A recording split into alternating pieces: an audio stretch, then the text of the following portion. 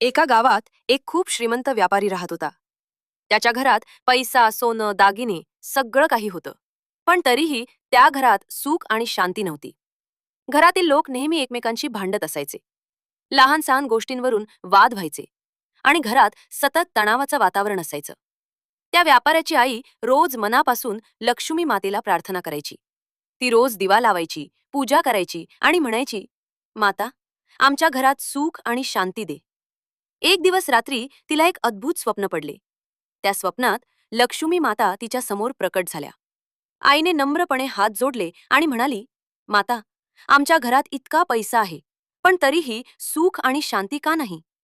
लक्ष्मी माता हसल्या आणि शांतपणे म्हणाल्या, तुमच्या घरात एक मोठी चूक होते. आई घाबरून म्हणाली, माता, ती कोणती चूक? लक्ष्मी माता म्हणाल्या, ज्या घरात लोक एकमेकांचा आदर करत नाहीत, जिथे नेहमी राग, भांडणं आणि अपमान असतो, त्या घरात मी कधीच राहत नाही.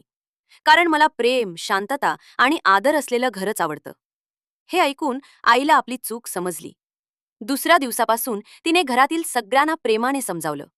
हळूहळू घरातले भांडणं कमी झाले. लोक एकमेकांचा आदर करू लागले आणि घरात शांतता येऊ लागली.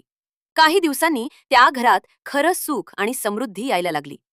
म्हणून लक्षात ठेवा, ज्या घरात प्रेम, आदर आणि शांतता असते, तिथेच लक्ष्मी माता कायम राहतात.